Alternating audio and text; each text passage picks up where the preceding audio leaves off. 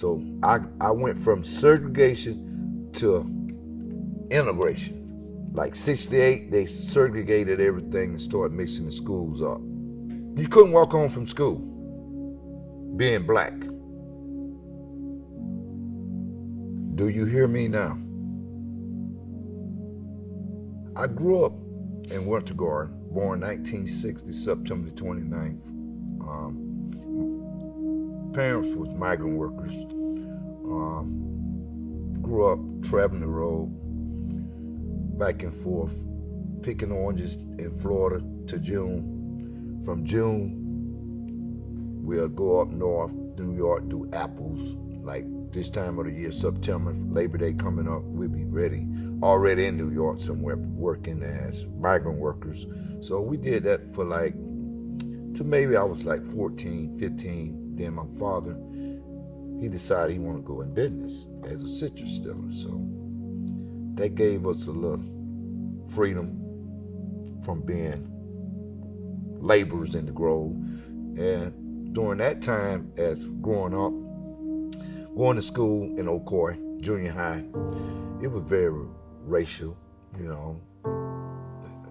But I had a few run-ins with white guys, but I really didn't pay them any attention because my background as a migrant worker, my father and mother taught us that this stuff existed.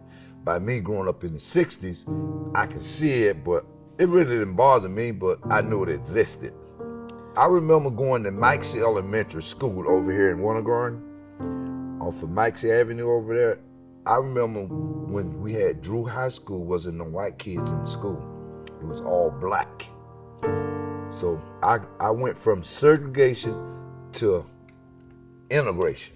You know, I remember when I was going to school, wasn't no white kids, wasn't no white teachers. So like 68, they segregated everything and started mixing the schools up, starting with Maxie. That was in 1968. But we didn't have any problems. All the problems came from like 71, 72 when I went to Ocoee, where it was real racist over there. But you know, you couldn't walk home from school being black. I remember a couple times we tried it, we got ran through the railroad tracks down by Certified. It was like that. Of course, you couldn't walk home. You had to fight every day. You go to a basketball game, every game, after the game, you had to fight. This is going on like 75, 76, 77, all through the 70s. You're still racist. But, you know, a lot of people pay attention to it. A lot of people participate in it. A lot of people choose not. I think I was one of the ones that did not participate.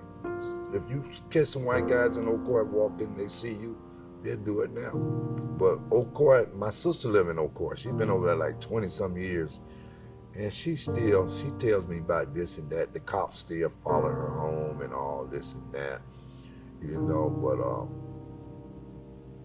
just like I say, man, you have to participate in it or just ignore it. I did a lot of ignoring. And I do it today, I ignore stuff. I go in the store now, I have to take weight. You get overlooked, you know, and they like look at a black person like use a zero. You know, they still put you on the back burner. They still do it today. It still exists. So like I say, I ignore it.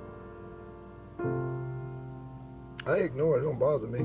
It just, you know, I just call them ignorant. You know, it's pissed me off, but you know, that's why I'm not on 33rd, because I ignore a lot of stuff. See, if I didn't ignore it, I'd be on 33rd or maybe up in Lake Butler somewhere. 33rd is Orange County Jail. Lake Butler is Lake Butler Reception Center up in North Florida, up around Stark, Florida, with death row. They keep the death row inmates there. I'm just one peat in the pot. This thing is bigger than big. And my opinion about racism, I don't care what they try to do it, man, it's not gonna change. It's cheaper to ignore them. It's cheaper.